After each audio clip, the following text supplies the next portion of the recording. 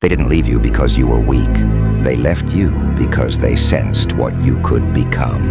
And the world does not nurture dangerous potential. It isolates it, starves it, watches to see if it dies quietly. This is where your story actually begins. Not with support, not with belief, not with a helping hand reaching down from the sky. It begins in silence, the kind that presses on your chest at night, the kind that follows you into rooms full of people, the kind that makes you question whether you were ever meant to exist loudly at all. You were abandoned, not by accident but by design. The world tests everyone, but it selects a few for something crueler. It strips you of warmth, strips you of guidance, strips you of excuses, and then it waits. It waits to see if you'll fold, or if you'll adapt. You see, comfort creates decay. Comfort makes men soft, predictable, breakable. But isolation sharpens edges, and you were pushed into it early. While others were taught how to fit in, you were taught how to endure. While they were praised, you were ignored. While they were protected, you were tested. You thought it was unfair. You thought you were cursed. But curses are just gifts wearing the wrong mask. The world did not forget you. It measured you, and it decided to see what happens when something with potential is denied everything it's told it needs. So you learned early that no one is coming, not to save you, not to understand you, not to choose you. You learned that silence is a language, that rejection is information, that being overlooked sharpens your vision. You watched others get chances you never had. You watched doors open for people who never earned the right to knock. You learned the taste of unfairness so well it became familiar. And slowly, quietly, you stopped asking, why me? You started asking something else. What am I going to become because of this?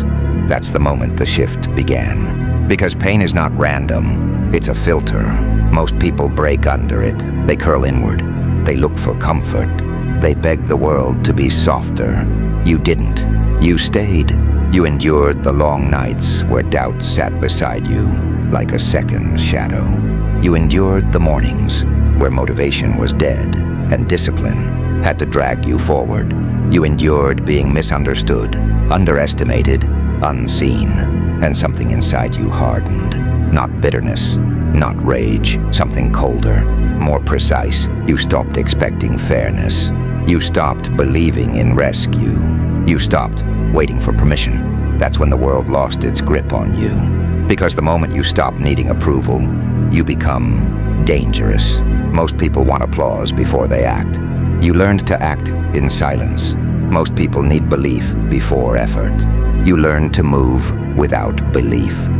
Most people collapse when the road gets lonely. You discovered that loneliness is where clarity lives. You were forged in the absence of comfort, and that is why you scare them. They sense it when you walk into a room. That stillness, that weight behind your eyes, that quiet refusal to beg. They don't know your story. They just feel the difference. They feel that you've seen the underside of life and didn't look away. You've learned something they haven't. Pain is not an enemy.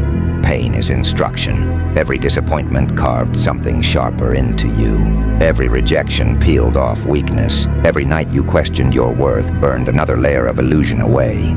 You're not broken. You're refined. But refinement is lonely.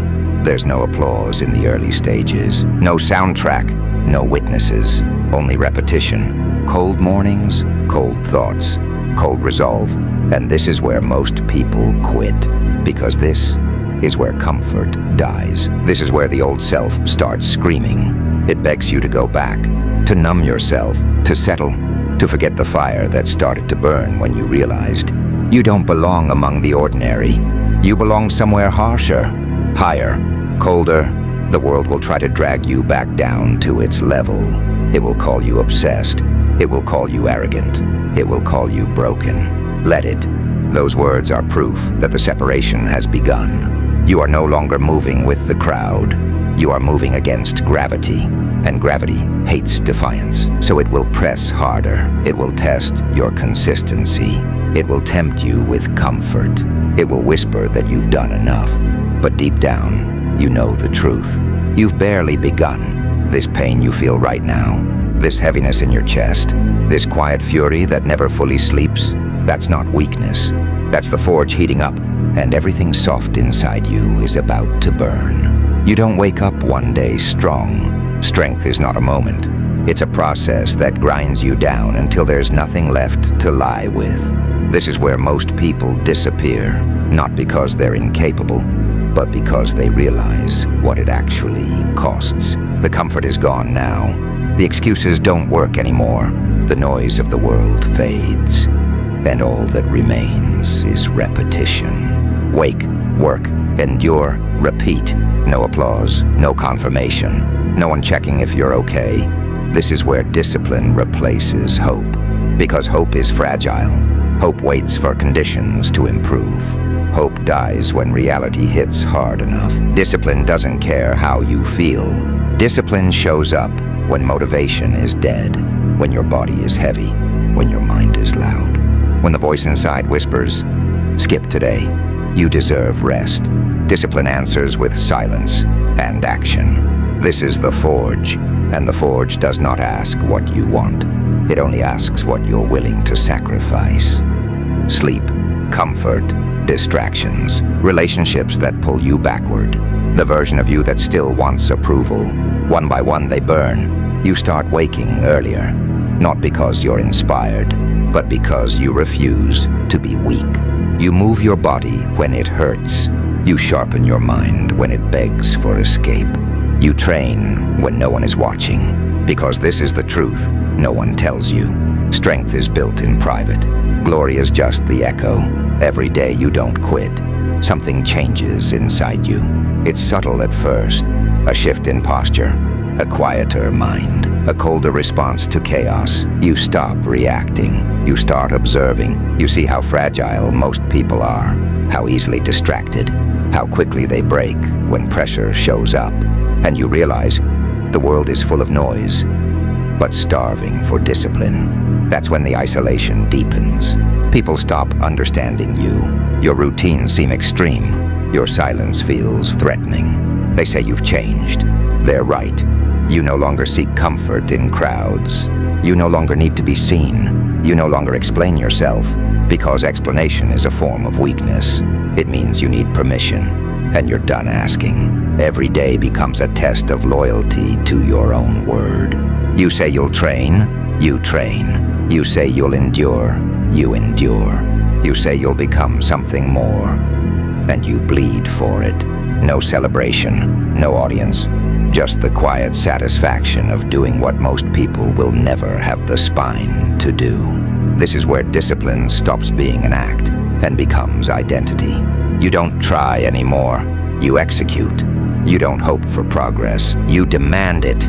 You stop negotiating with discomfort. You stop romanticizing rest because you've learned something brutal. Comfort is the enemy of growth.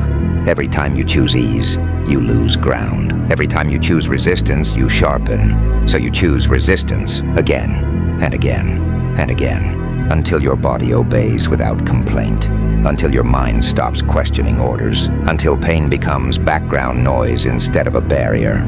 You start to feel it, that quiet shift inside your chest. Not confidence, not pride, control, the kind that doesn't need validation, the kind that doesn't announce itself, the kind that walks into chaos and doesn't flinch.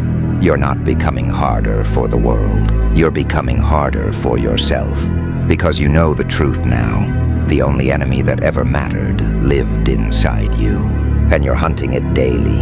There are no shortcuts here, no breakthroughs without breakdowns, no transformation without loss. You will lose comfort, you will lose softness, you will lose versions of yourself that once felt familiar, and that loss will hurt, but it will also make you dangerous, because when you can lose everything internal and still move forward, nothing external can control you.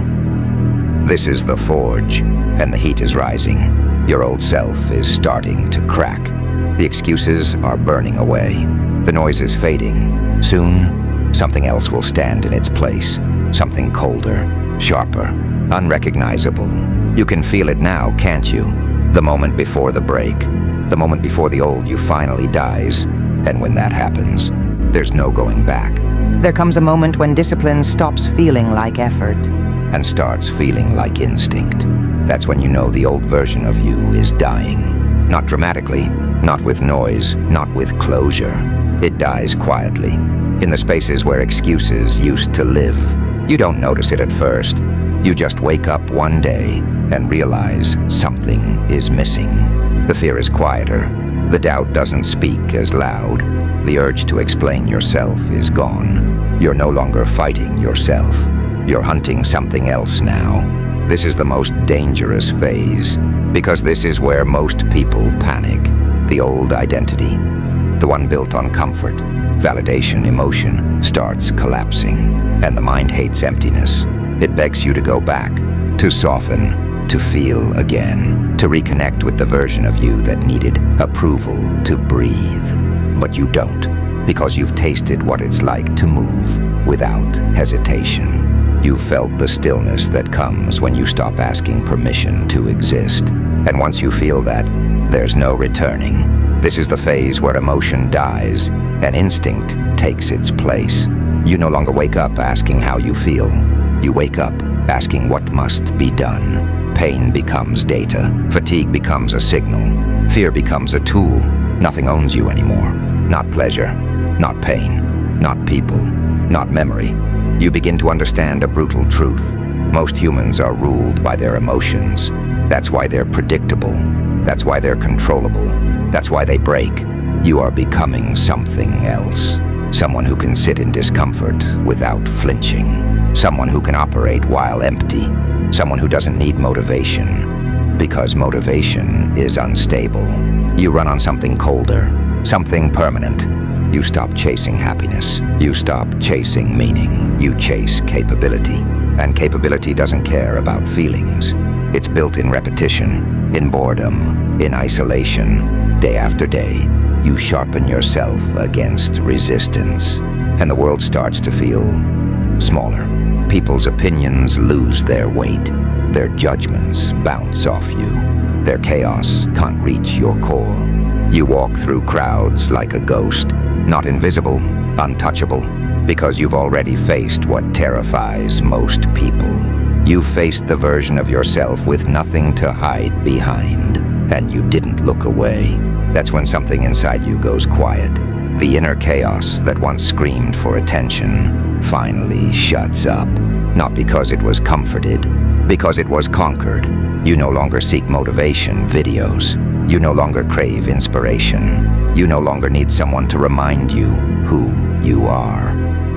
You know, and that knowing is heavy, because with it comes a truth few can carry. Once you see the world clearly, you can never unsee it. You see how fragile systems are, how fake confidence looks, how loud weakness screams for validation. And you also see something else.